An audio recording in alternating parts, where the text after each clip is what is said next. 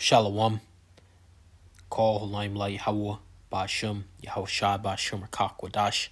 Double honors the elders and apostles of Great Millstone who rule and teach well.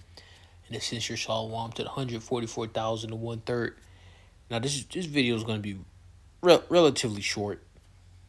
All right, straight to the point. So as you can see, the title, etymology is important, and etymology is going into the understanding of words. The more the wiser you are, the more intelligent you are, you can see how simple and foolish people are in the world, man. People in the world, they're not very smart. Okay, especially Jake. Jake is through. All right. These Jakes out here, they're through. They talk about BBLs and rapper weed and it's all this other madness, man. Okay. You got, and again, there's different types of Jakes. You got Jakes that are successful. You got Jakes that are just regular Jakes. And then you got the low life Jakes and, wannabe Jakes. Jakes that didn't, achieve much. And they live vicariously through others, right? So all these Jakes out here, man, they're through. They're lost. They're lost sheep. And then they hear the word and they rebel. So their conscience has been seared. Okay, they're not gonna get this word. All right. So let's go to Matthew, the 24th chapter, and I'm gonna break down the three different usages of the word world, and then I'll go into hell too. I'm gonna stick specifically in the New Testament.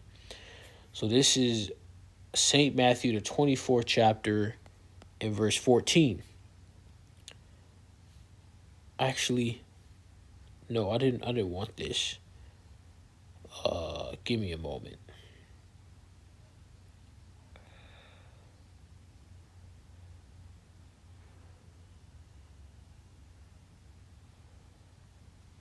Give me one moment.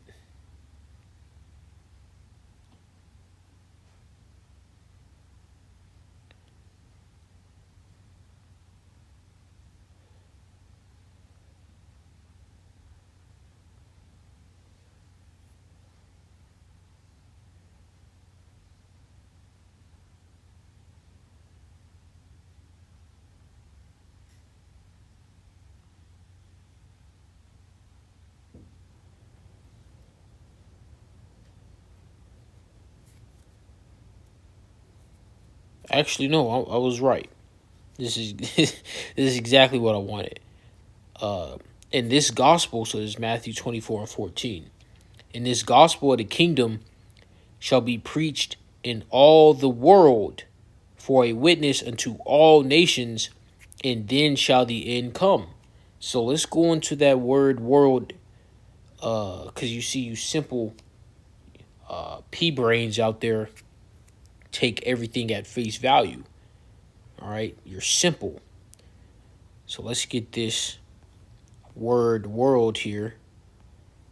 And you see here it says oinkumeni, all right, which means the inhabited earth, okay, the globe, all right, land. So the gospel had to be preached into all the lands. Why?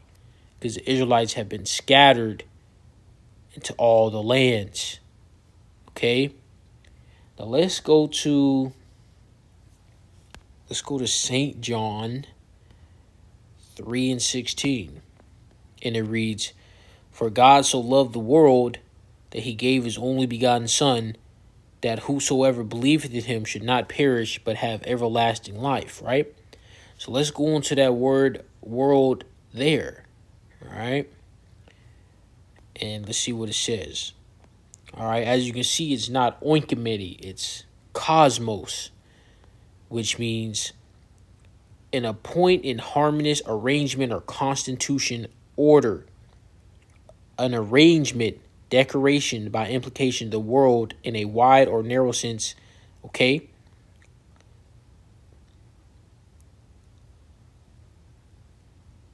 As you can see, it's not talking about the literal world. It's talking about a specific section of people, right? So, and who is that talking about? Who's this world? The Israelites, right? Now let's go to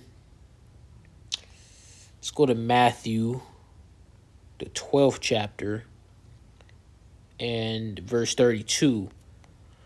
And it reads, "And whosoever speaketh a word against the Son of Man, it shall be forgiven him.